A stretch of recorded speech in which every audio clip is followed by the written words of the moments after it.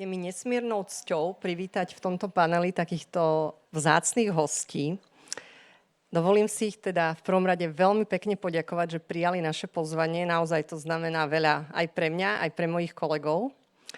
A začneme teda s ich predstavovaním, hoci verím, že ich možno predstavovať netreba, ale zároveň sa to patrí. A keď som si tak pripravovala, že vlastne čo vymenovať, tak som si povedala, že vlastne neviem, kde začať, ale začnem teda každopádne pani trénerkou Natáliou Hejkovou, ktorá je našou najúspešnejšou slovenskou basketbalovou trénerkou. Od roku 2019 je členkou Siene slávy Medzinárodnej federácie basketbalu. 5-krát vyhrala Euroligu s 3 rôznymi tímami. Tento rok sa 16. krát, to je 16 rokov, dostala do Final Four. A zároveň, teda môžeme poblahoželať, pretože vyhrali tento rok so svojím... Tretie miesto vyhrali, ale vlastne posledný zápas, alebo teda ten finish nakoniec vyhrali, čiže končilo sa to úspechom. A bola z toho teda medaila bronzová. V ankete Slovenskej basketbalovej asociácie bola vyhlásená za trénerku storočia a Medzinárodná basketbalová asociácia ju označila za najlepšiu trénerku modernej histórie Euroligy. Pani Natália Hejková.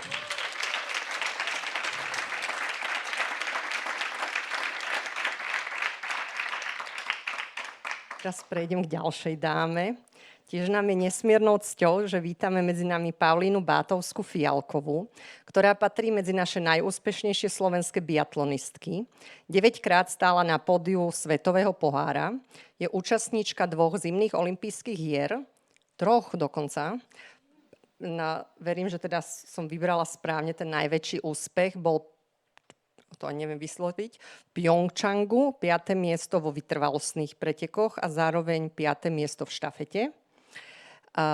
Na zimnej univerziáde v Osrbli získala 3 medaily ako študentka práva Univerzity Mateja Bela v Banskej Bystrici, ktoré úspešne ukončila v roku 2018, takže príklad úspešnej duálnej kariéry. A zároveň môžem teda povedať, že čerstvo teda vyhlásila, že sa vracia späť do tréningového procesu a ide bojovať o svoju 4. olympiádu v Miláne, ak sa nemýlim, na Taliansku o 2 roky. Paulína Bátovská-Fialková.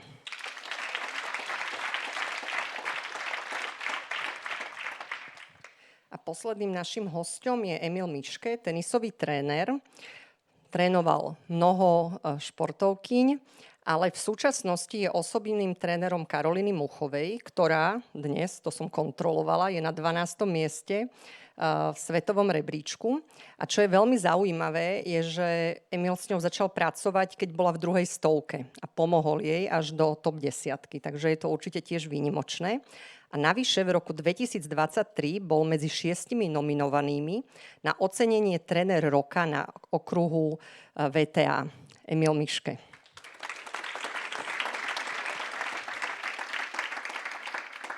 Tak, dámy a pán. Celý deň dnes hovoríme nielen o víťazstvách, ale diskusiu, hoci hovoríme nielen o víťazstvách, by sme radi začali práve víťazstvami. Čo pre vás osobne víťazstva v športe znamenajú a akú pre vás hrali alebo hrajú teda stále úlohu? Môžete začať vy, pani Hejková. Počuť. Človek, keď si ten život športový upraví tak, že víťazstva, vysníva si, chcem vyhrať to, chcem vyhrať tamto, tak väčšinou sa to nepodarí. A pre mňa víťazstvo je taký moment, kedy zo mňa spadne všetká robota, ktorá tomu predchádzala, a ten blažený pocit, 1, možno že 2 dní, to je to, kvôli čomu to robím a kvôli čomu sú tie víťazstvá pre mňa. Nikdy to nie je tak, že do tabuľky pribudne niečo.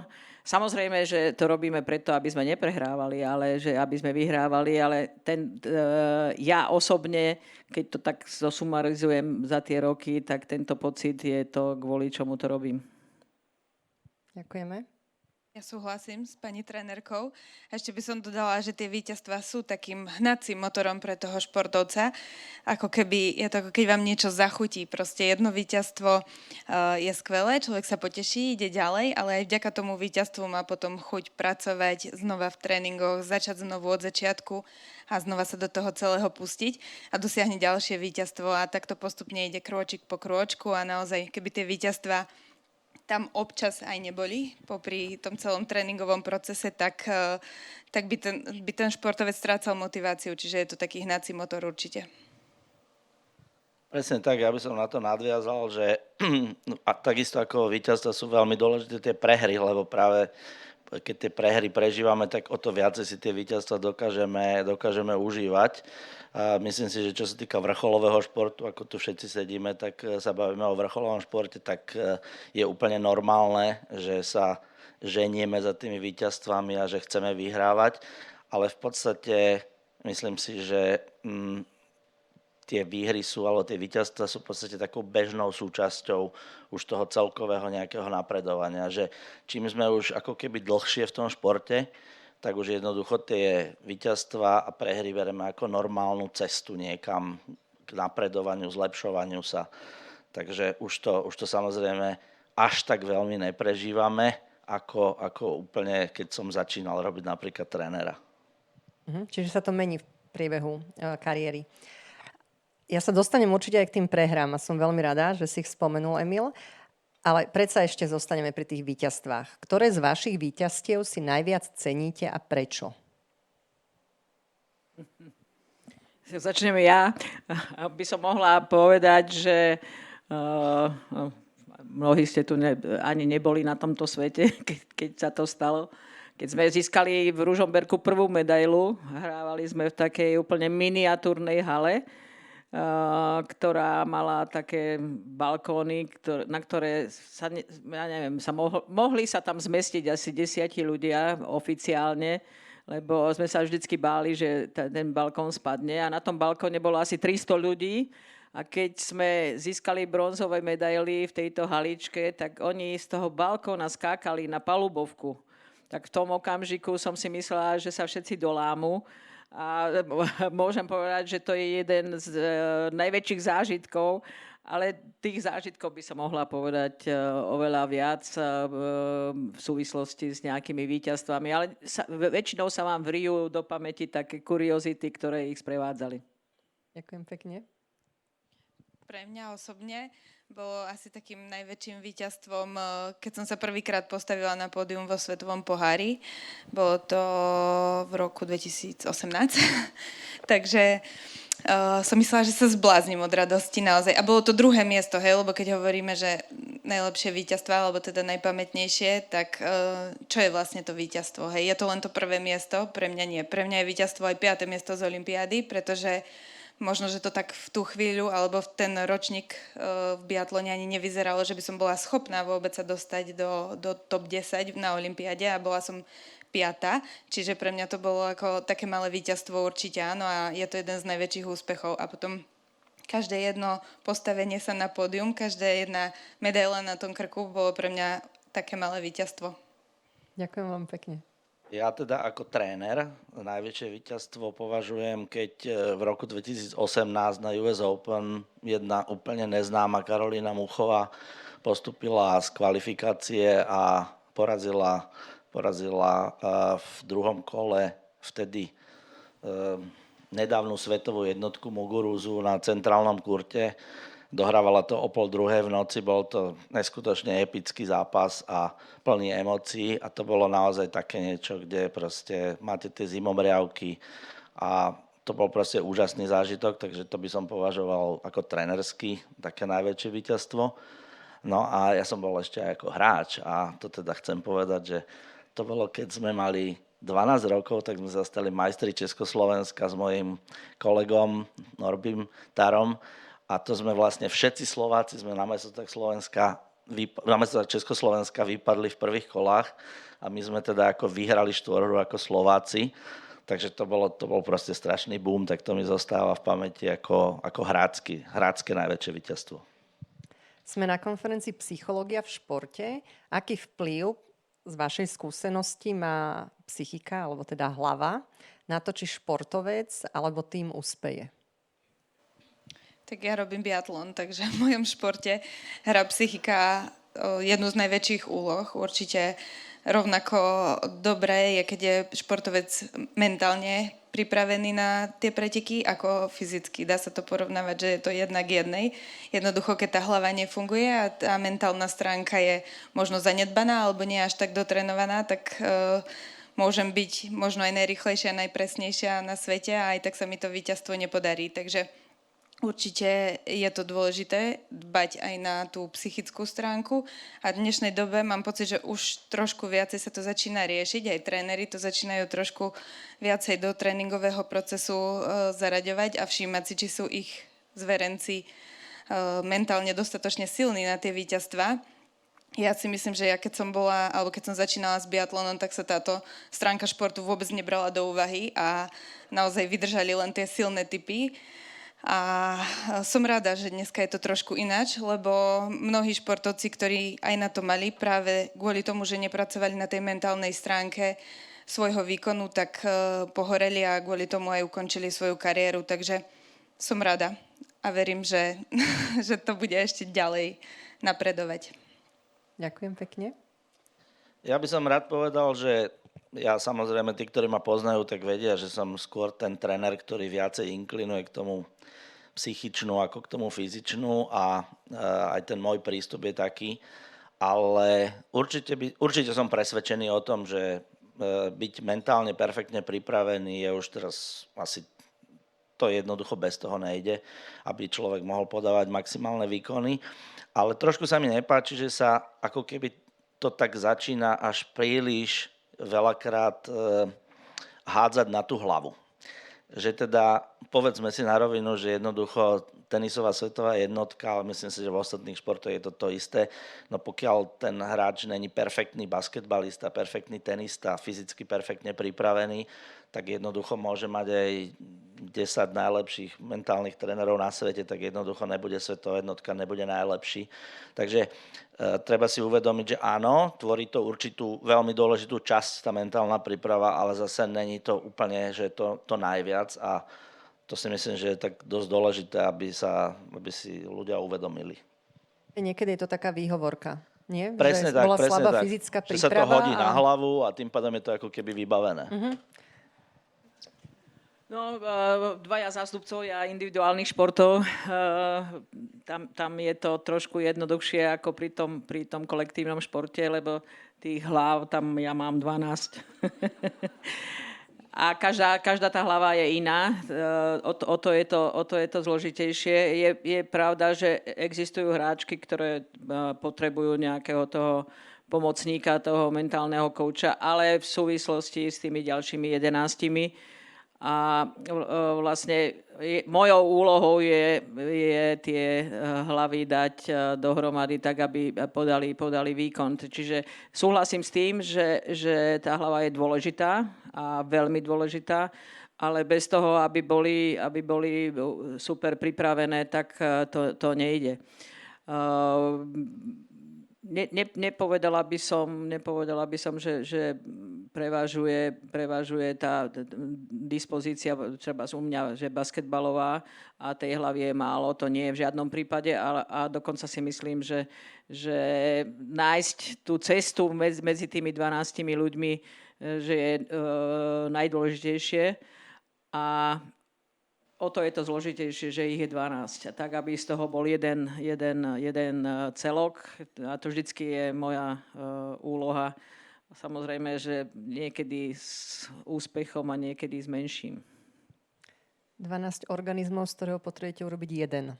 12 organizmov, z ktorého potrebujem urobiť jeden a niekedy aj dobrá vôľa moja neznamená vôbec nič, lebo v tom organizme 12 člennom alebo 12 srdcovom to jedno srdiečko má problémy rytmu a nakazí tie ostatné, čo je veľmi ťažké. Takže odhadnúť, kde na koho zapôsobiť najviac, kde koho nechať, To je celá alchýmia a keby som bola ten typ, čo sa bude nad tým strašne zamýšľať, tak by som sa asi zbláznila, ale ja hovorím, že u mňa to ide tak nejak intuíciou vycítiť, kto, kedy, ako z toho urobiť jeden celok. Súčasťou športu sú aj nevyhnutne aj prehry, ako ste už spomenuli. Emil si s tým začal vlastne. A nikto ich nechce, ale každý ich zažije. A proste sú tam. Čo pre vás osobne znamenajú prehry a akú hrali vo vašej kariére úlohu? Alebo hrajú stále vlastne? Tak môžem ja začať. Ja považujem prehry a hlavne, lebo bavíme sa samozrejme o nejakom vývoji toho športovca, tak ja považujem tie prehry hlavne v začiatkoch za veľmi dôležité. Jednoducho už len kvôli tomu, aby sa ten športovec naučil prehrávať, aby sa naučil tie prehry stráviť, aby jednoducho pochopil, že tá prehra je pre ňoho veľakrát oveľa dôležitejšia ako to víťazstvo. Veľakrát tí, ktorí sú orientovaní len na tie víťazstva, tak prestávajú ako keby vnímať ten výkon. My sa teda viacej snažíme orientovať tenistov na to, aby si jednoducho sledovali ten výkon, lebo ten výkon vedia ovplyvniť a tie prehry sú veľmi dôležitou informáciou o tom, čo mám ďalej zlepšovať. Takže jasné, že není tá prehra vôbec príjemná, všetci to robíme kvôli tým výhram, ale podľa mňa to je jednoducho veľmi, veľmi dôležité naučiť ten postoj, naučiť jednoducho mladých športovcov, ako sa majú postaviť k tým prehrám. Každá minca má dve strany. Presne tak, podľa mňa bez tých prehier by určite tie víťazstvá neprišli. Pretože keď sme hovorili, že víťazstvá sú hnacím motorom, tak práve prehry sú to, čo nás učí a posúva nás ďalej. Zdá sa to veľmi jednoduché. Ja teraz mám také obdobie, že tie prehry aj mňa učia, lebo za posledné 3 týždne sa udiali také bolestné prehry a súhlasím s tým, že učia a na druhej strane nielen učia, ale povzbudzujú k nejakým zmenám. Takže áno, učia, ale veci začneme potom vidieť trošku ináč a keď vidíme niečo ináč, tak sa môžeme aj zlepšiť. Taký príklad jednoduchý, hrali sme v Českej lige v finále, kde sme boli jasným favoritom a všetci si mysleli, že vyhráme 3-0 na zápasy a bude pokoj. No a my sme druhý zápas prehrali, ale nešlo ani tak veľmi o ten druhý zápas, pretože bolo jasné, že jeden zápas môžu vyhrať, ale prerušili sme sériu v Českej lige 301 zápasov bez prehry. A všetci riešili toto číslo. A ešte pred zápasom sa ma pýtali, že čo číslo je. Číslo není podstatné. No, ale to bolo jedno taký moment, že nešlo o to číslo, ale išlo o to, že prečo sme prehrali. Že raz to muselo prísť, aj keď sme tomu veľmi pomohli a práve si nakresliť, áno, my sme tomu pomohli a prečo sme tomu pomohli. A taktiež v Eurolige vo Final Four veľmi sa čakalo, boli sme jeden z favoritov, že postúpime do finále, my sme tam nepostúpili. A tiež sme si museli nastaviť zrkadlo prečo. A jeden z tých faktorov, teraz sme sa o tom bavili, bolo práve to, že to nastavenie tých 12 osôb nebolo dobré. Že proste ten semifinálový zápas nezvládli a to finále nebolo. A našťastie sa nám to podarilo za 2 dní zvládnuť a zápas o bronz sme úplne suverénne zvládli. Takže tá prehra 1 a prehra 2 znamenala to, že ten tím sa na seba pozrel inými očami a v Českej líge záverečný zápas sme porazili Brno o 40 bodov a tretie miesto v Eurolíge o 30 bodov. Čiže niekde sme urobili chybu, či už v tých hlavách, alebo v príprave a tak ďalej a tak ďalej. Pýtala som sa na pamätné víťazstva, ale moja skúsenosť je, že športovci aj tréneri majú aj pamätné prehry, ktoré ich nejako formovali, nejako zmenili, proste niečo bolo potom inak. Tak čo boli tie vaše, alebo tá vaša prehra? Ja nepoviem, že ma motivovala, lebo je to pre mňa pamätná prehra, kedy sme boli 6 sekúnd od postupu do Final Four. Vyhrávali sme o nejaký, myslím, že o 1 bod. Ja som si zobrala time-out a povedala som hráčkam, ty pôjdeš vyhadzovať, hodíš to tejto 6 sekúnd, ty to zoberieš, drž to a je koniec zápasu. A namiesto toho, aby išla vyhadzovať tá, ktorá mala vyhadzovať, išla vyhadzovať úplne najmladšia, asi 16-ročná, hodila to niekomu inému. Tá sa splašila, však to malo ísť tamtej, ale situácia medzi tým sa zmenila, hodila to superke do ruky a prehrali sme o bod. Ale pamätné je to pre mňa preto, lebo to bol jeden z mála momentov, kedy mi fyzicky prišlo zle. Doslova fyzicky, že som mala taký tu vzadu, taký tlak v hlave, že si hovorím, Ježišmaria, čo to je, infarkt, alebo čo sa so mnou deje. Som myslela, že odpadnem. Takže Nemohli asi veriť, že čo sa tam práve stalo, nie? No, keď ste 6 sekúnd od úspechu a nič. Takže pravdepodobne tá moja schránka telesná v tom okamžiku to nezvládala. A normálne som si musela sadnúť hlavu medzi kolená, lebo fakt som myslela, že budú musieť volať záchranku. A to som bola mladá vtedy ešte. Ďakujem pekne. Emil, Paulína, máte? U nás v biatlone je za sezónu niečo vyše 30 štartov, čiže samozrejme nie všetky výjdu. A tých prehier je naozaj veľa, ale taká moja najpamätnejšia prehra je, možno si aj mnohí pamätajte, keď ste sledovali olympiádu, ktorú sme tu už spomínali, moje 5. miesto, tak pár dní na to sa mi stala taká vec, také zlyhanie, že som vlastne v štafete netrafila v ležke 4 terče, teda netrafila som žiadny a potom som jednu dobila a točila som 4 trestné kolá, samozrejme v tom strese a v tej panike, že čo sa mi to tam stalo, som ešte aj neodkružila jedno trestné kolo, úplne som sfušovala tú štafetu a vlastne kvôli mne nás stiahli z trate, sme ju ani nedokončili. A bol to taký paradox pre mňa, že vlastne môj najlepší úspech kariéry bol pár dní predtým, potom sa mi stalo toto a naozaj to bolo ťažké to aj psychicky zvládnuť a vstrebať, pretože na tej olympiáde som mala ešte 2 ďalšie štarty, na ktoré som sa musela postaviť ako tak s čistou hlavou. No a takže toto mi tak utkvelo v pamäti, že naozaj jeden deň som sa brutálne vyplakala do vankúša, aby som to zvládla a aby som to dala zo seba von. Strašne ma to mrzelo, lebo biatlon je síce individuálny šport, ale máme tam jednu kolektívnu disciplínu a to je štafeta. A tým, že ja som takto zlyhala, tak som to pokazila vlastne ďalším 3, čiže a celému Slovensku.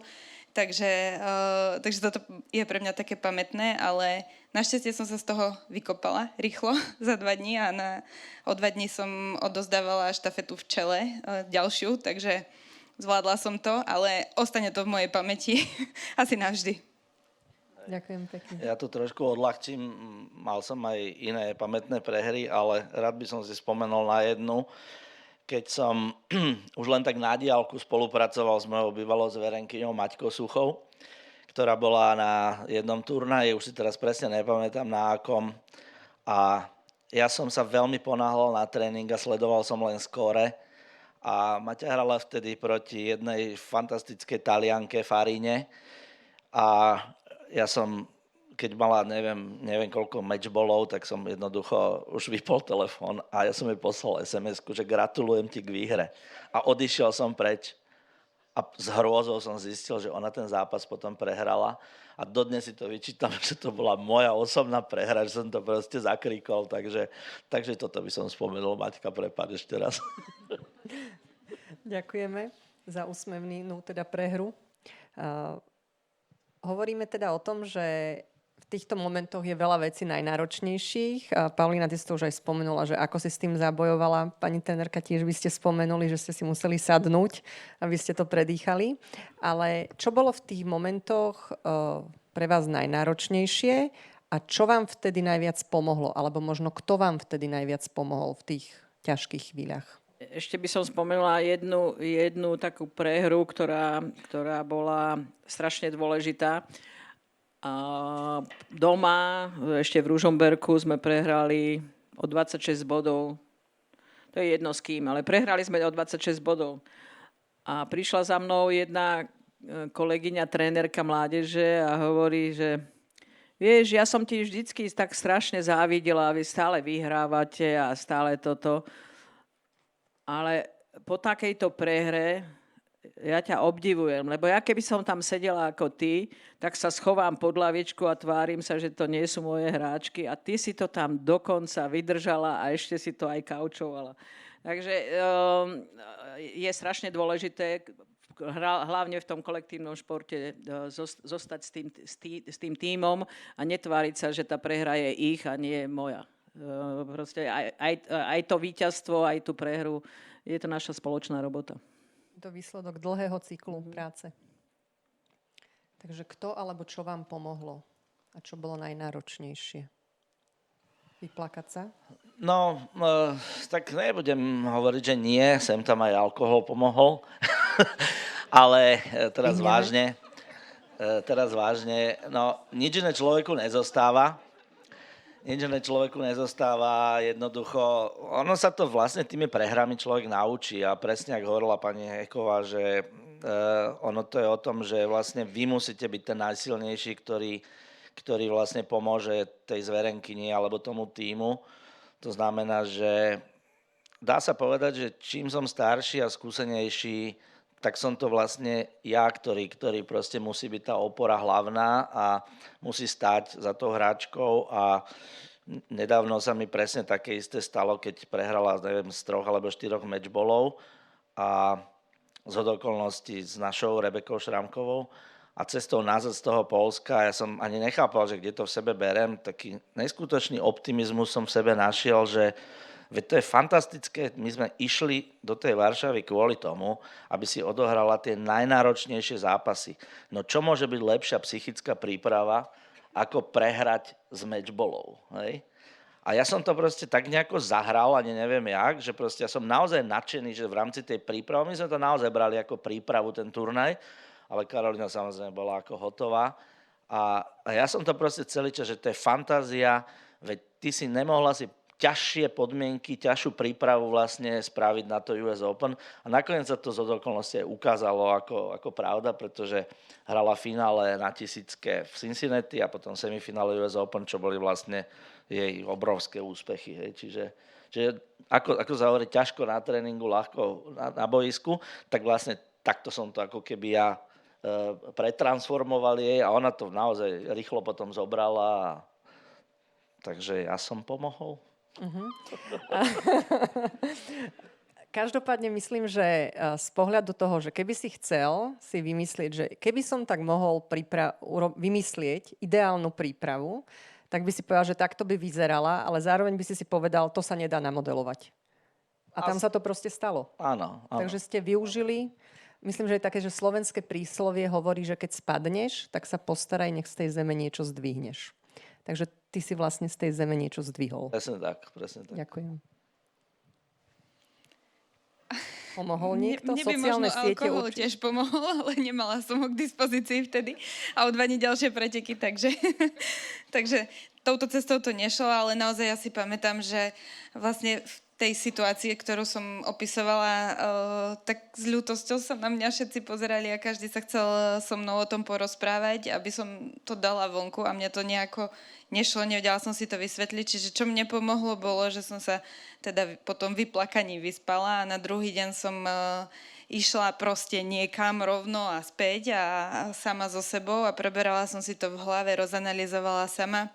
Vlastne prišla som na to, že jedno zlyhanie ešte zo mňa zlého športovca nerobí a že nie je čas sa teraz vešať a o 2 dní musím podať znova dobrý výkon a predsa to viem a len som sa tak nejak mentálne snažila vrátiť sama k sebe a robiť to, čo viem a presvedčila som samu seba o tom, že strč hlavu do piesku, tvár sa, že sa to nestalo a ideš ďalej. A tak aj bolo. Dá sa podľa vás pripraviť na prehry v športe? No dá tými prehrami. Tým, že to proste človek veľakrát zažije, lebo bez toho sa to samozrejme nedá. Jednoducho neexistuje sa na to pripraviť bez toho, aby to človek jednoducho skúsil a zažil tú prehru. Ja mám, keď môžem, tak ja mám teraz, pomáham jednej takej mladej hráčke, veľmi šikovnej, 13-ročnej a ona za posledné možno 2 roky prehrala, ja neviem, možno 5 zápasov. Hej? A vlastne ona veľmi zle znáša tie stresy, keď začne prehrávať. Ona je vlastne zvyknutá furt vyhrávať, ona sa naučila vyhrávať a vlastne už aj keď tá superka začne klásť ako keby odpor a prehrávať, tak to veľmi zle znáša. Ale až tak veľmi zle, že v podstate robí veci, ktoré ona sama hovorí, že ale ja sa takto nechcem správať na tom kurte, nedokáže to absolútne v tom momente ovládať. Takže teraz sme prikročili k takému, že práve presne, ak tu dneska bolo hovorené, tak ona bude vystavovaná tým prehrám, tým nespravodlivostiam, tým klamstvám a tak ďalej v tréningu. Áno, už nám poďakovala za to. Ale jednoducho sme sa dohodli tímovo, že budeme to zaraďovať aj do tréningu, také problematické momenty, aby jednoducho tie prekažky boli stále ťažšie a ťažšie, aby sa s tým proste naučila vysporiadať. Samozrejme s citom to budeme robiť. Ja som sa pousmiela nad tými klamstvami, to pre vysvetlenie, čo nie ste tenisti, tak deti si rozhodujú tenisové zápasy sami. A funguje to tak, že ja keď myslím, že bol out, tak k nemu prídem a ho raketou zakružkujem a potom sa s tou superkou musím dohodnúť. A keď sa nedohodneme, čo sa občas nedohodneme, tak voláme rozhodcu, ktorý nejako rozhodne, úplne náhodne. A naozaj sú tam deti, ktoré klamú, ktoré si vyberú iný bod, ktorý je v tom aute, aby získali ten 15. Áno, lebo to pravidlo je, že každý rozhoduje vlastne na vlastnej polovičke. To znamená, že on keď zakružkuje loptu, ktorá bola meter od tej skutočnej, ale tá je v aute, no tak ten rozhodca, keď sa na to nepozerá, tak príde a uzná to tomu. Čiže áno, proste klame sa. Ale to je aj téma na trošku nadlhšie. Tam sú rodičia, vplyv rodičov a tak ďalej. Takže Sa klame, aj keď sa nehrá. Rodičia ich k tomu vedú. No. Nie, ja myslím, že v tom tenise sa klame, aj keď priateľský zápas. Aha, no. Aj sa háda. Áno. Dobre, nám otázky postupne pribúdajú, takže než tam preskočím, ešte mám jednu takú z môjho pohľadu dôležitú, lebo žijeme v 21. storočí a v roku 2024 sú okolo nás sociálne siete. Aj moji kolegovia dostali odo mňa za úlohu, že pekne všetko zdieľajte, foťte, nech sme tam. A sociálne siete samozrejme, keď športovec uspeje, tak oslavujú a potom sú tam stále ľudia, ktorí hejtujú, aj keď je čo oslavovať. Ale samozrejme, keď príde prehra, tak o to je to ťažšie v individuálnom športe z mojej skúsenosti, lebo tam je to o jednom konkrétnom športovcovi. V tímovom sa ten zlý pocit, presne, ten zlý pocit sa rozloží trošku a ide na trénerov viacej zase. Naopak, menej na tým je moja tiež skúsenosť. Takže moja otázka znie: aké sú vaše skúsenosti so sociálnymi sieťami? Či vám pomáhali alebo nejako škodili, či už vám alebo vašim zverencom v niečom? A čo ste s tým urobili? S touto situáciou, ktorá vám vyhovovala alebo nevyhovovala? Tak ja berem tie sociálne siete ako súčasť dnešnej doby, sú aj súčasť športu, lebo v podstate takto je a nedá sa s tým nič urobiť. Ani s tým nechcem nič urobiť, to je doba. A naozaj sú dobrý sluha, ale zlý pán. A je to o tom pohľade športovca, ale tej vyzretosti. Hej. Keď som mala 20 rokov, aj ja som sa išla zblázniť z toho, že mi niekto napísal negatívny komentár a musela som to nejakým spôsobom riešiť, ale ako mi roky a skúsenosti pribúdali, tak som to nejak začala v hlave vypínať a beriem to tak, že keď užívam aj výhody z toho, že som na očiach, tak jednoducho to prináša aj túto súčasť a neberem tie napríklad hejty a negatívne komentáre na sociálnych sieťach osobne. Ja viem, aký okruh ľudí má právo sa vyjadrovať k mojim tréningom, pretekom, aký okruh ľudí má podľa mňa právo ma kritizovať. Ja napríklad mám rada kritiku, konštruktívnu kritiku od ľudí, ktorí vedia, o čom hovoria a jednoducho takýto niekto, kto napíše komentár a pri tom o vrcholovom športe nič nevie, nemôže mňa nejakým spôsobom rozhodiť. Ale k tomuto stavu som musela rokmi dospieť a vlastne sa s tým tak nejak uzrozumiť a brať to v pohode. Ďakujem pekne. Ja len veľmi stručne, ja s tým nemám nejaké skúsenosti, ja veľmi málo času trávim a Karolína, čo ja viem, tak ona je tým, že ona je akože totálna salamistka, tak ona tieto veci absolútne nejako nerieši. Čo je horšie, to sú tí stalkery, lebo už sme teda zaregistrovali nejakých, čo chodia do klubu a je to veľmi nepríjemná vec, je to otázka, ani neviem, jak sa to vlastne dá riešiť, ale je to asi dosť nepríjemné a tiež je to asi zrejme daň za tú popularitu, že jednoducho otvorí dvere od šatne a je tam nejaký neznámy chlap, hej. Takže, ale to asi netreba rozoberať teraz. S políciou sa to rieši. A je to veľmi ťažko riešiteľné. Vaša skúsenosť, pani Hejková? Moja skúsenosť, ja na sociálne siete chodím s pozitívnymi vecami. U nás, keď niekto niečo napáda, tak napáda cez nejaké diskusie a ja mám jednu zásadu, žiadne diskusie nečítam, takže sa to ku mne nedostane, pretože to nemá vôbec žiadny zmysel. No a za posledný rok sa ku mne dostalo akorát prostredníctvom pošty, teda e-mailu, kde mi písal jeden pán veľmi rozhorčene. Ja som to začala čítať, ako že ja neviem, o čom píše. A nakoniec sa ukázalo, že sme nedostatočne vyhrali, lebo sme mali vyhrať, ja neviem, o koľko bodov, lebo stavil na naše víťazstvo nie, že vyhráme, ale o koľko bodov. A že ak sme si to dovolili tak hrať, tak som mu odpísala. A napísala som mu, že nech šetrí peniaze, nech nestávkuje. Rozhodnutie urobil zle on. Čo potrebuje športovec, alebo teda kolektív športovcov, počuť od trénera tesne pred výkonom na súťaži? Čo potrebujete počuť od trénera? Ja nič iné ako v tréningu. Keby to už bola nejaká iná veta alebo nejaká iná informácia, tak asi by ma to rozhodilo, lebo by som hneď v tej hlave začala rozmýšľať, že prečo mi toto hovorí? Takže asi je dosť dôležité ísť si to svoje, už aj pred súťažou, pred pretekmi a nerobiť asi už v ten deň nič iné, nič navyše, lebo v ten deň sa už nič natrénovať nedá, ani nič extra špeciálne spraviť, už len ísť v tom svojom a robiť to, čo viem. Čiže nič nech mi nevraví radšej. Maximálne pripomenúť to, čo vám pripomína stále v tréningu. Asi áno, asi tak. Emil, čo hovoríš? Je to veľmi individuálne a podľa mňa to závisí od toho, aby ten tréner čo najlepšie spoznal, alebo teda poznal toho svojho zverenca a na základe toho vlastne potom reagoval. Niekedy je dobré nehovoriť nič, niekedy je možno dobré to trošku okoreniť nejakým vtipom, nejakým humorom.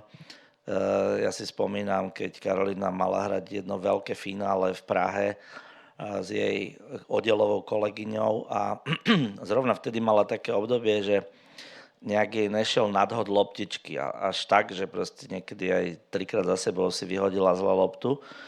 A pokiaľ hralo na takých menších kurtoch, tak to nebol až taký prúser, ale tomto mali hrať na veľkom centrálnom kurte, navyše v jej klube a proste vedela, že tam príde veľa známych ľudí sa pozrieť. A tohoto sa proste strašne ako keby bála, že čo keď to tam zase príde. No a ja som tedy proste to tak obratil na žart a hovorím, že no tak čo bude, no tak budú sa ti všetci smiať strašne, ja možno tiež. A proste zrazu sme sa začali na tom smiať, že ale vy ste hrozný, veď jak to môžete takto, mali ste ma pozbudiť. Tak čo ťa budem pozbudzovať? No oni sa asi budú smiať proste. Jednoducho čo. No a potom nakoniec v tom finále asi dvakrát si vyhodila zle loptu. Čiže niekedy ten humor, ja ho používam pomerne dosť často, aby tak trošku uvoľnil tú atmosféru, takže toto mi tak napadá, ako keby... Ináč máme klasické rituály, zlom vás a tie dodržiavame. My máme tiež taký pokrik, ale ten je nič neznamenajúci, to je taký z povinnosti. Všetci to robia, tak Všetci aj vy. Aj my to robíme. A dokonca 2-krát či 3-krát, ale stále dokola to isté. Ale myslím si, že Paulína má veľkú pravdu v tom, že ten koniec, to už je len odraz toho, čo sa urobilo predtým a tá rutina, keď sa vybočí z nej, tak ten športovec odrazu začne, že o čo vlastne ide, že niečo bude buď dôležité a sa z toho zblázni. Takže a ja toto používam, že snažím sa o to, aby to bolo také isté, ako to bolo pred 2 dňami, aby proste neznervóznili, nestresovali, ale tým, že je tých ľudí 12, tak každá je iná. Niektorá potrebuje ukľudniť, niektorá potrebuje povzbudiť.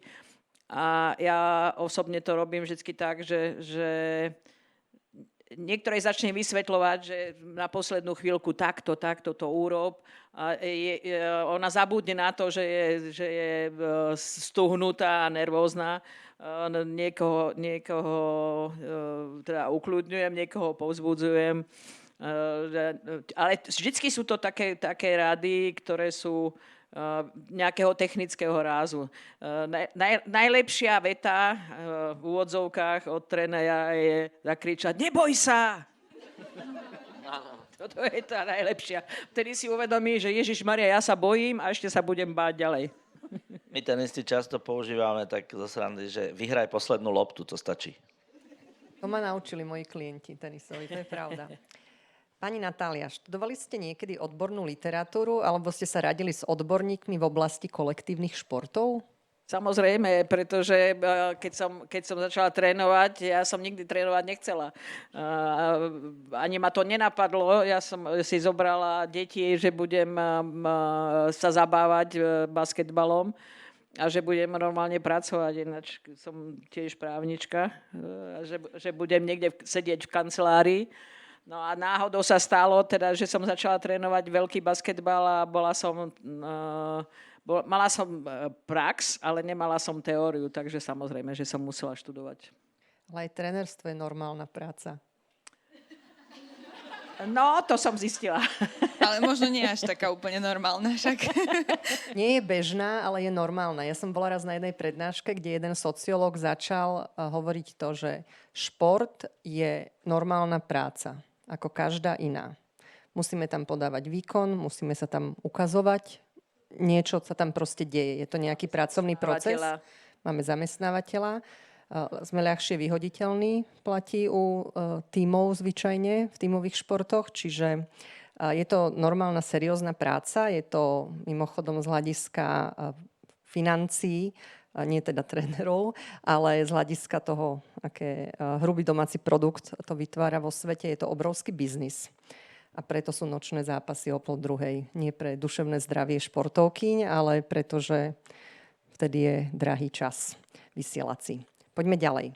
Keby ste vy 4 na pódium mali teraz zostaviť optimálny tím, čo by ste si k tomu povedali? Každý môžete za seba odpovedať. Ďakujem. Smajlík. To je teda riadne ťažká otázka. Ani neviem, z ktorej strany začať, lebo ja som zodpovedná za to, aký mám ten realizačný tím, že vyberám si spolupracovníkov a vyberám si 12 hráčiek. Určite okrem toho, že si povieme, budeme hrať taký a taký basketbal, do tohoto obrázku si doplním samozrejme tých 12 hráčiek, ale okrem toho, že zistujem, že či sú schopné to splniť, tak zistujem, čo sú to za ľudia, tie hráčky a či sú to pracovité osoby, či sú nekonfliktné osoby, pretože v tom tíme tých 12 ľudí je to niekedy dôležitejšie ako to, čo dokážu, že či dokáže smečovať do koša alebo nie. Nie je to jednoduché, táto vec, pretože našťastie tou dlhou robotou mám po svete kopu známych a keď niekoho angažujeme, tak tých známych sa pýtam, čo je, ako je, kto to je. Takže to je výhoda. Preverujete. Optimálny tím, Emil, pre teba je čo? Keď mi ju kolegovia vrátia späť, ale bola teda otázka niečo v tom zmysle, že keby sme my štyria mali vytvoriť optimálny tím, tak my štyria, no tak každý sám za seba asi má povedať, že čo je pre neho optimálny tím. Tak som ja pochopila otázku, pardon. Čo znamená pre teba optimálny tím, ako by si uvažoval? Jasné, čiže v tenise, no, ja si myslím, že mal som šťastie v poslednej dobe na optimálne týmy, takže ja to len opíšem. Keď jednoducho je tam taká perfektná atmosféra, že všetci sa tešíme do tej práce, že aj na seba sa tešíme, že jednoducho... Pre mňa je to ideálne. Samozrejme, že to tak asi nemôže byť vždy, ale teraz to naozaj máme tak poskladané, že v podstate, keby som nemal čo robiť, tak robím to, čo momentálne kde som. Keby som nevedel, čo od dobroty, tak jednoducho idem sem a budem v tomto tíme, pretože sa na tých ľudí teším, pretože máme jeden spoločný cieľ.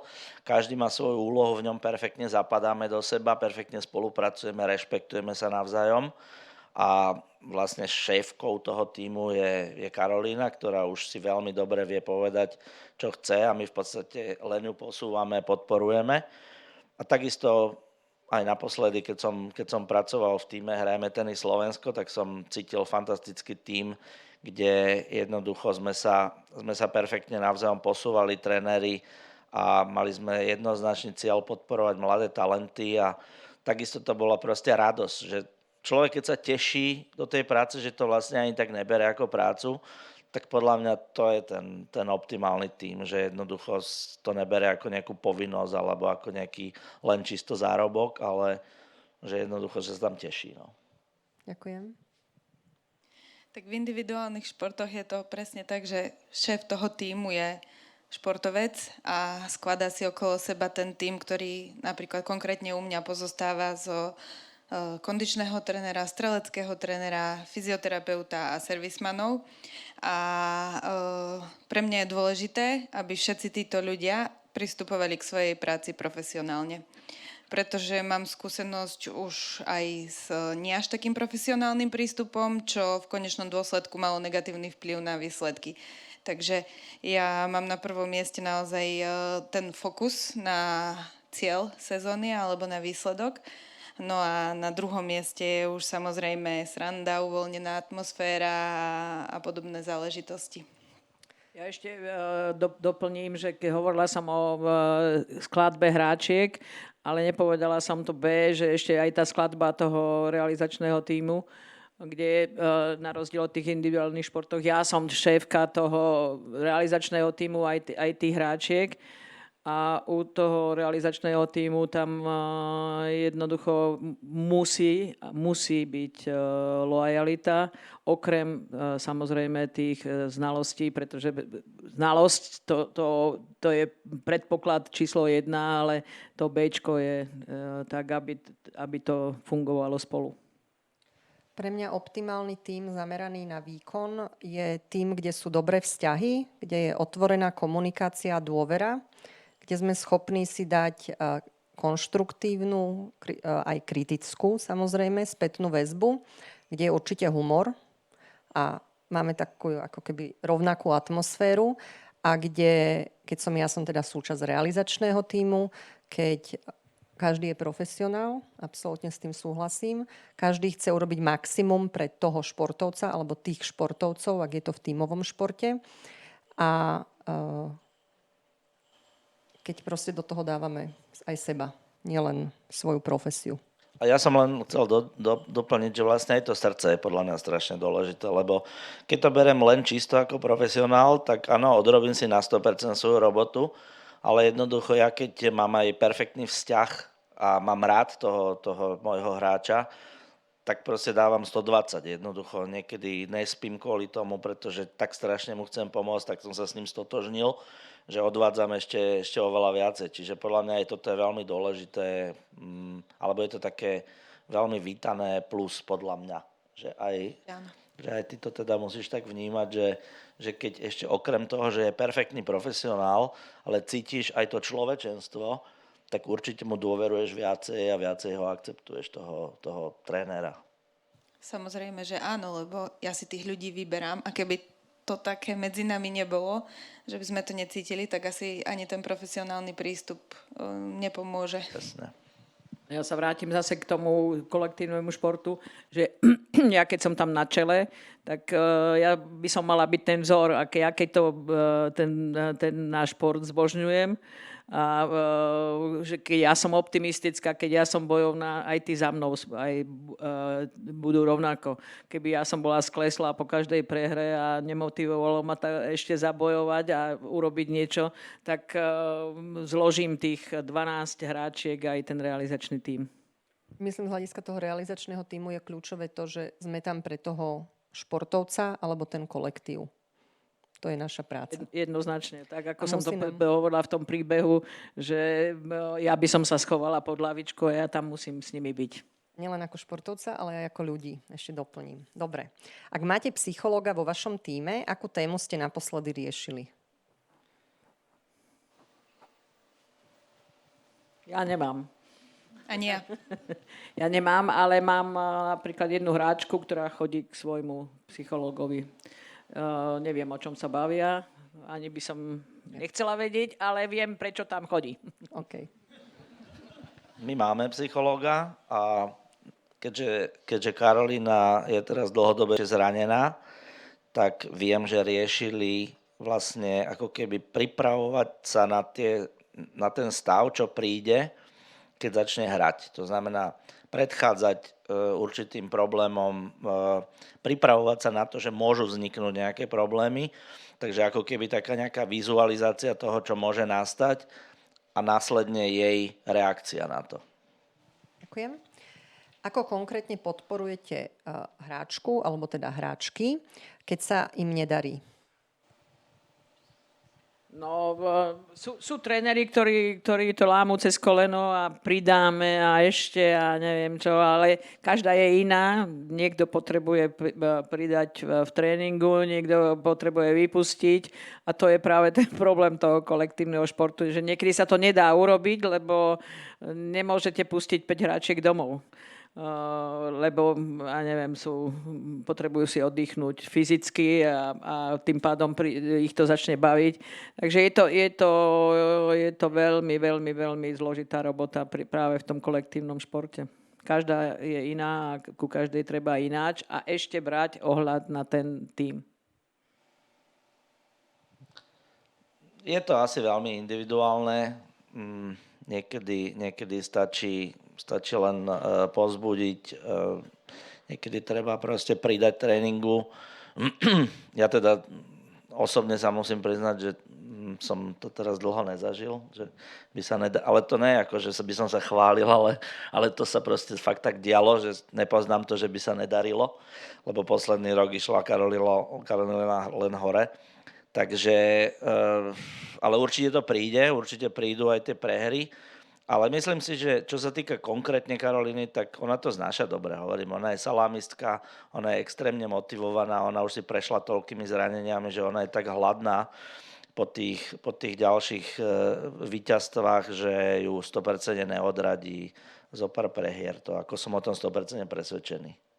Je tu napísané, že otázka hlavne na trénerov, ale ja si myslím, že je to otázka úplne rovnako aj na Paulínu.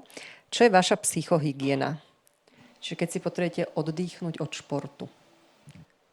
ktorý robíte. Teda, ak si potrebujete oddychnúť. Kedy?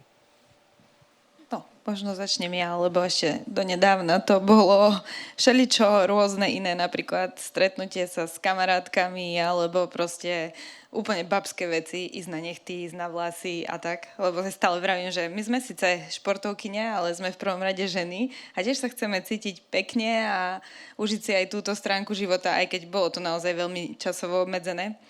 Ale ako matka teraz musím povedať, že moja psychohygiena je úplne niekde inde a nechty neriešim ani vlasy. Takže teraz už len vrátiť sa k tej dcerke mojej a to je moja psychohygiena. Ďakujem pekne.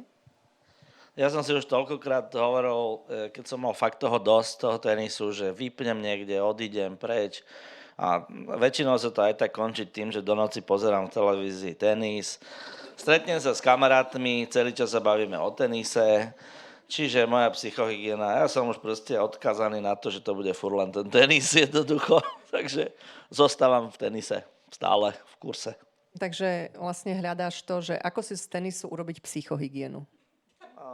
Ja už ani neviem, či hľadám, ja už som proste asi som sa s tým zmieril, že už jednoducho ten tenis sa mi bude ešte aj snívať o ňom do konca života.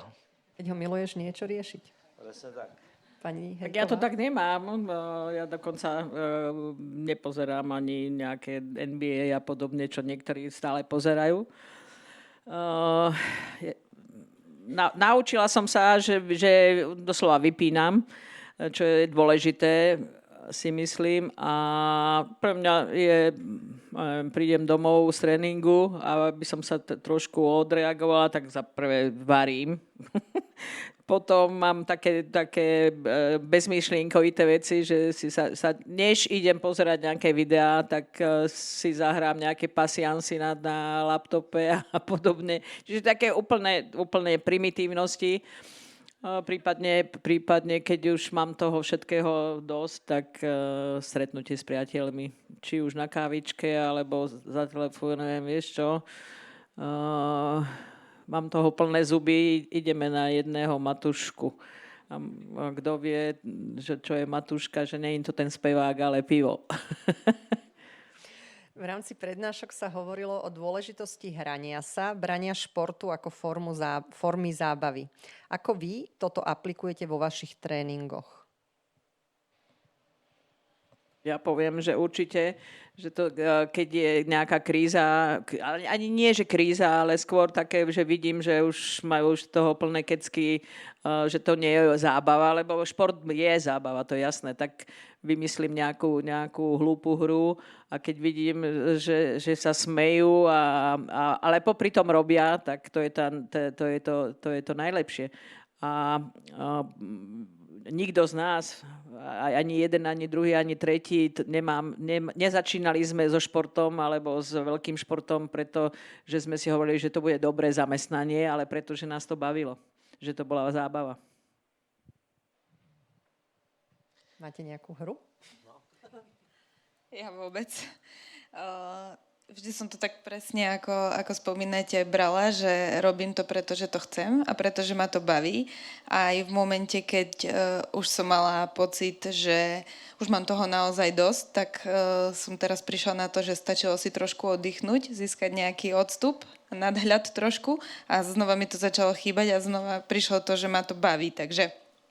Takže ono to je už v našom DNA a tým športom sa treba samozrejme baviť. Keď je tam ten fokus predovšetkým na výsledky, tak častokrát sa zabúda na to, že si to môžeme aj užívať, že nielen sa sústrediť na výsledok, ale aj tá cesta, čo k tomu výsledku vedie, si ju môžeme užiť. Takže toto som si musela častokrát pripomenúť a som rada, že som dozrela do toho štádia, že som si to dokázala už aj užívať, celý ten proces tréningový.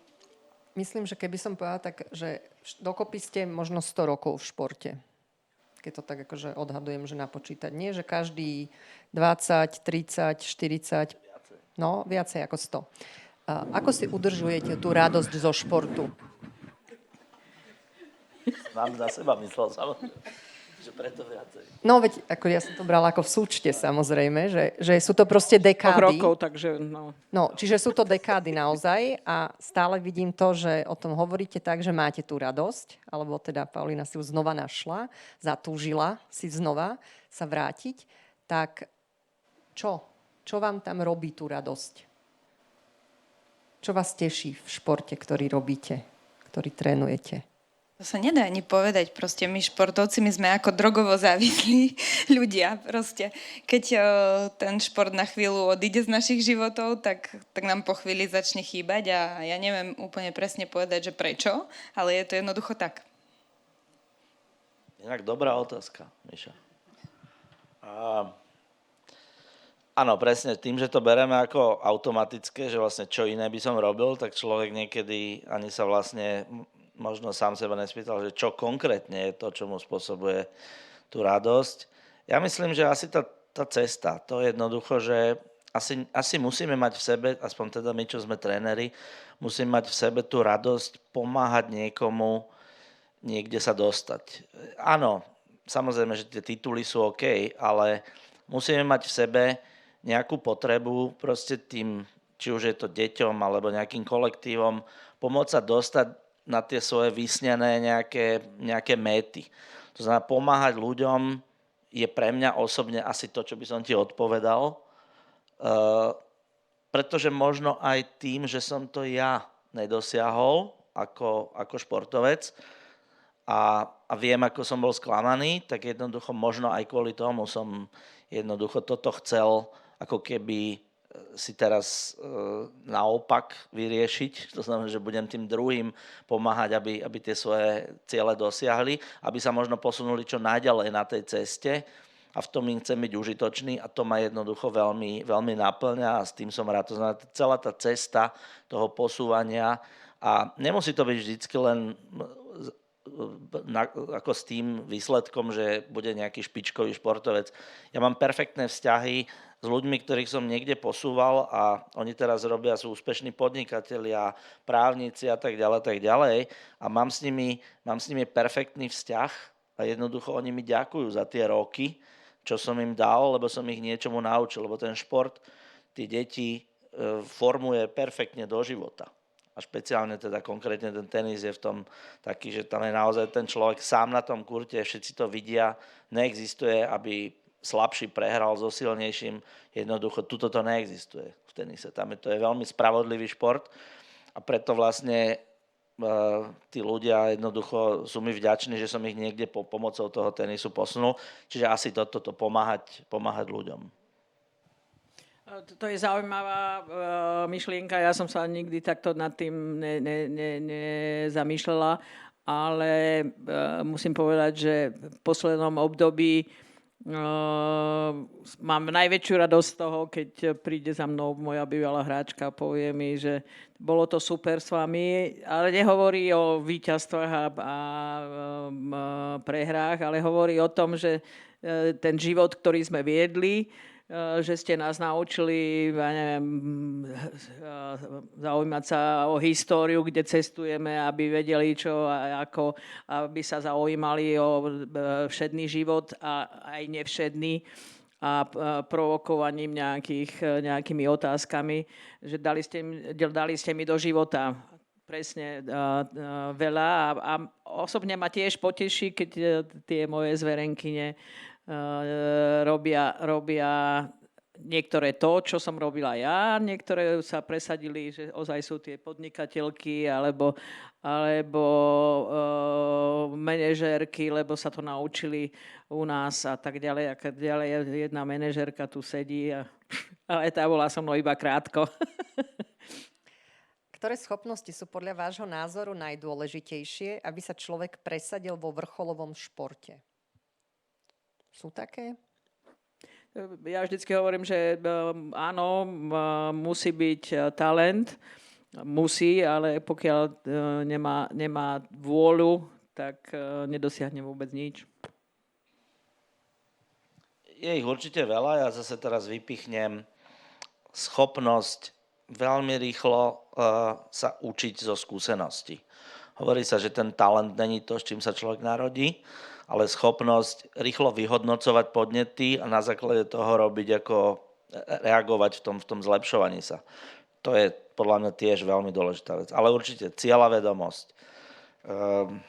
Musí byť 100% extrémne motivovaný. Pridaj. Ja by som možno len k tomu, že sa to asi líši od športu k športu, lebo samozrejme to, čo sa vyžaduje napríklad v kolektívnych športoch, sa nevyžaduje v individuálnych. Máme vytrvalostné športy, rýchlostné, silové športy, čiže určite každý je špecifický a každý má niečo iné. V biatlone máš nejakú schopnosť, ktorú vnímaš ako veľmi dôležitú? Biatlon je špecifický tým, že je to kombinácia dvoch športov, kde je streľba, ktorá vyžaduje tú takú psychickú rozvahu a v kombinácii s jemnou motorikou je to potom po tej bežeckej časti naozaj náročné sklbiť a vlastne v tej bežeckej časti sa vyžadujú určité vytrvalostné, ale aj rýchlostné parametre, ktoré musí športovec spĺňať a toto všetko sklbiť do čo najoptimálnejšieho jedného celku je naozaj náročné a preto si to vyžaduje aj špeciálny tréning. Ďakujem. Sú nejaké metódy, postupy v tréningu, ktoré ani vplyvom nových prístupov a technológií sa u vás nemenia od počiatku kariéry? To je otázka. Trénerka Hejková pred 40 či koľkými 30 neviem, rokmi bola úplne iná, ako som dnes. Keď som začínala, tak som bola sama na tých 12 dievčat. Mala som akorát vedľa seba manažéra, nemali sme ani maséra, nemali sme nikoho. Dnes som tá manažérka ja, lebo mám dvoch asistentov basketbalových, mám kondičného trénera, mám jedného terapeuta, maséra a neviem čo všetko, čiže viac to je taká manažerská robota, takže úplne niečo iné. Ale ten ľudský prístup, ktorý som mala vtedy a dnes, je veľmi podobný, aj keď už nie je taký teroristický ako na začiatku. Je niečo, čo sa u teba, Emil, nezmenilo? Asi by som odpovedal veľmi podobne ako pani Hejková, že aj ja som bol na začiatku dosť taký terorista a to sa zmenilo, ale to, že to proste robím s rovnakým nadšením a takouto láskou, tak to sa asi nezmenilo. Tak, asi tak by som odpovedal. Otázka, máte traumatické zážitky zo športu? Ako ich riešite, ak áno? Tak trauma je zranenie, neviem, čo ma na duši zranilo. To mám, samozrejme, ale nechodím s tým von. Ja som ten typ práve, že keď niečo je zlé, tak väčšinou to spracovávam v sebe. Takže tie traumy sú na mne, aby to okolie nevidelo práve kvôli tomu, že som ten vzor. No a mala by som byť odolná aj voči tomu. Ja mám opačne traumatickú skúsenosť, alebo teda zážitok. Keď som bol malý, tak som si prerezal nohu a tá traumatická skúsenosť bola, alebo teda ten zážitok bol v tom, že ja som bol presvedčený, že už nebudem môcť hrať tenis. Čiže to bola pre mňa taká tá najväčšia trauma, že som skončil, ale vlastne veľmi rýchlo, dokonca ešte si myslím, že som mal štychy, a otec už ma prihlásil na turnaj, aj napriek tomu, že doktor povedal, že nesmiem mať štychy, takže veľmi rýchlo som išiel a za chvíľku som už aj vyhrával turnaje, takže, ale to bola pre mňa, ako keby pre mňa padol celý svet, že ja už nebudem môcť hrať tenis, lebo som si rozrezal nohu, takže tak. Posledná otázka vzhľadom na čas, takže mali ste niekedy bod, kedy ste naozaj chceli skončiť? Čo vám pomohlo túto fázu prekonať? Ja som taký bod nemala, pretože vždycky, keď bol problém, tak naopak ma to motivovalo, že ja im ukážem a dokážem. Že pre mňa to je taký motor, keď je niečo zlé. A v poslednej dobe opakujem jednu vetu, pána Zoltána Demiana, ktorý povedal, že ja som tu rád, takže prečo by som išiel preč? Tak ja som tu rád a prečo by som išla preč? Ja som nemal taký moment, že by som chcel skončiť tiež. Ja som mala taký moment, paradoxne to nesúvisí s nejakými športovými zlyhaniami, ale súviselo to s môjim sporom so Slovenským zväzom biatlonu asi 5-6 rokov dozadu. A nechcem to tu už nejako rozoberať, už je to zahojené všetko, ale to bol asi jeden jediný raz, kedy som naozaj rozmýšľala, že ukončím kariéru predčasne. Ale prekonala si to? Prekonala, potom bola z toho moja najlepšia sezóna, takže dnes už to berem s úsmevom a všetko zlé je na niečo dobré. Poučila som sa, myslím si, že všetky zúčastnené osoby tohto sporu sa poučili a dnes už sme niekde inde, ale bolo to náročné vtedy. Príprava na 4. olympiádu teda je zahájená. Dobre, ďakujem veľmi pekne vám, milí hostia. Ďakujem veľmi pekne vám, milí účastníci, aj tí, ktorí sú online, aj tí, ktorí sú tu ešte stále v sále, že ste vydržali až do konca tohto dlhého dňa. Ako som už sľúbila aj e-mailami, aj na úvod, tak záznam z tejto konferencie dostanem v priebehu nejakého týždňa, 2, verím, sa dostane teda ku mne a následne sa dostane aj ku vám. Sprístupníme vám ho a budete ho mať k dispozícii na 30 dní, takže kto si chce znova ho pozrieť si slajdy. Iba upozorňujem, čo teda bolo tiež napísané v danom e-maili, že bude v pôvodnom znení bez tlmočenia. To je prvá vec. Druhá vec, sa chcem veľmi pekne poďakovať, ešte než sa aj tu začnem ďakovať, ale ešte chcem sa všetkým poďakovať. Chcem sa poďakovať mojim kolegom, ktorí tam už vzadu stoja a sú pripravení my sem doniesť dary pre našich hostí panela. Za to, že sme spoločne zvládli zorganizovať túto konferenciu. Ďakujem mojej kolegyni športovej psychologičke z Trenčína Mirke Kopuňovej za túto nádhernú grafiku. Objavila som talent nevídaný, takže som za to veľmi rada, že mám niekoho, kto sa stará o grafickú časť.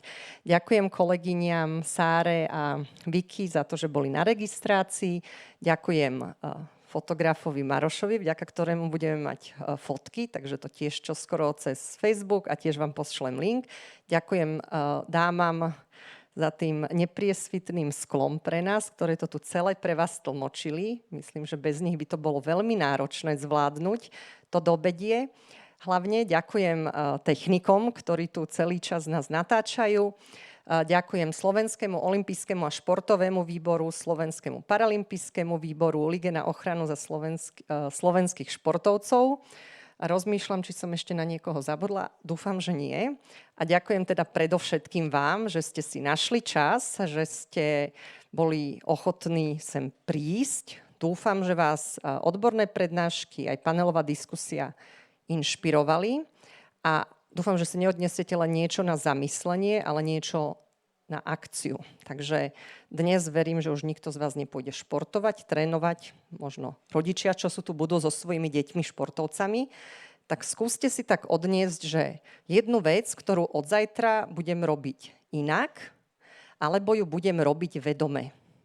Viacej alebo menej. Čokoľvek to je. Dúfam, že vás to inšpiruje a verím, že sa stretneme opäť o rok na konferencii už v 7. ročníku psychológie v športe. Nie len tak to sa dozviete budúci rok. Ďakujem veľmi pekne za pozornosť. A potlesk ešte sem.